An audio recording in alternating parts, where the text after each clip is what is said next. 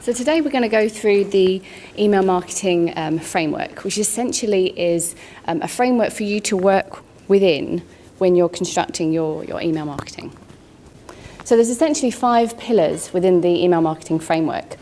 All of these are really key to ensuring that you can deliver a return on investment.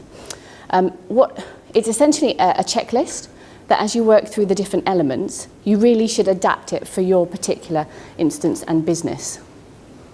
So as you can see with motivation, data, strategy, plan and prepare and the different metrics, we've outlined it in the coming slides really to focus around hotels. But you should essentially map it out for your entire business. So motivation can be split within 2 parts. So you've got the motivation from an end user perspective. So what motivates them, what engages them, what means that they're going to open your email, read the subject line and feel passionate. And this is because people don't buy what you do, they buy why you do it. So it's really important to focus on that engaging element. And then motivation on the second part really is your motivation. What are you trying to achieve? What is the return on investment that you're looking to deliver? Now this framework essentially takes you through a different checklist so that you can ensure that you deliver a return on investment. And that's all about getting clear on your data. So using data to inform the strategy and creative. Now it's really important because you want that engagement from the end user. You want to achieve higher open rates, really positive engagement rates, revenue, sales, and you do that through understanding the data and pushing and effectively molding it so that you can deliver a return on investment. So looking from a data perspective, this obviously you should interpret it to your particular business. Now every business is not the same, and even one business within the same sector is very different. So we've outlined it obviously from a hotel perspective, but you should, when you're planning and creating your email strategy, customize this so that you can break down the different data segments that you want to focus on. So here we've got booking date, a booking channel, the room type, age, gender, loyalty, interest. And so this is so you can really target down and understand the audience that you're speaking to and what you're trying to achieve. Now, using data to inform the strategy is so that you can deliver and stick to the best practice. So personalization, making sure it's highly relevant to the end user, and segmenting your data, and testing. So are they opening your emails from a mobile device?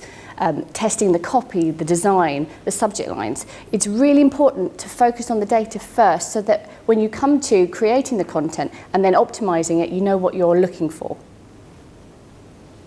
Now this is the overarching strategy, and again all of these different elements can be customized. So we've got the user journey, so the customer journey, from awareness, consideration, purchase, service and loyalty, through to the actual booking, abandonment, rescue, anniversary, whether that's their birthday, whether that's anniversary of purchasing, and then different updates. So that could be it could be sales and offers as well. So within all of your the different touch points that you might want to contact a customer for, there are so many different things that you can talk about, and it's about mapping that out. So you take the data, you look at the different options that you've got around a strategy, and you say, right, where can we make contact within this customer journey? What type of information do we want to communicate, and where can we add value? Now this is where you plan and prepare.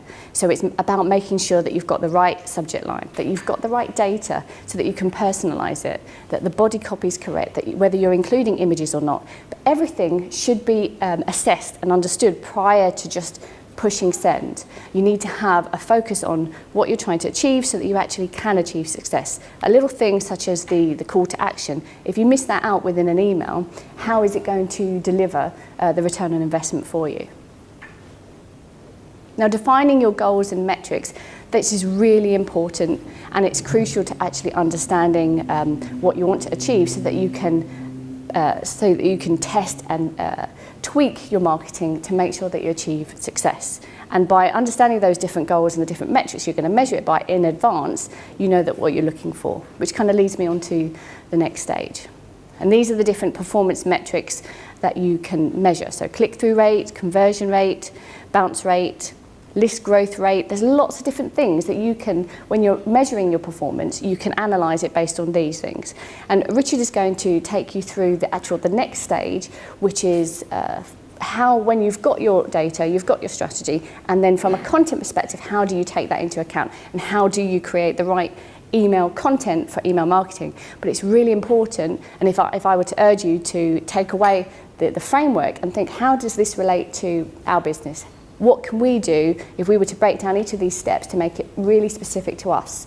And at this point, you've then essentially mapped out who it is you're talking to, what's the data that you're going to be looking into, what your return on investment is, how you're going to measure performance, and then you've got the content piece, which Richard will come on to, but you can always tie it back in. And then when you go through testing, you can say, okay, what is performing better?